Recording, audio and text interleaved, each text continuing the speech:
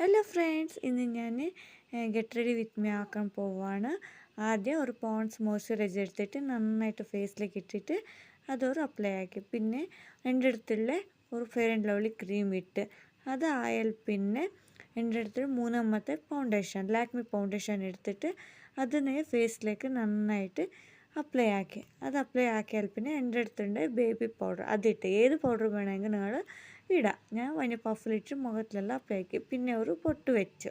പിന്നെ പിരിയേതി ടൈപ്പിന് കണ്ണിനേക്ക് dazzler eyeliner ഞാനിട്ട്. പിന്നെ സിന്ദൂര വെച്ചു.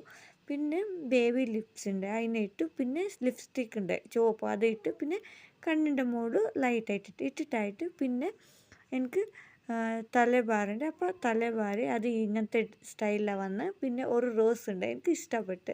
അങ്ങനെ ആയിക്കൊണ്ട് അത് സൈഡിൽ ഒരു റോസ് വെച്ച്. ഇന്നത്തെ ഒരു ഗെറ്റ് റെഡി വിത്ത് മീ ഇതായിരുന്നു ഗൈസ്.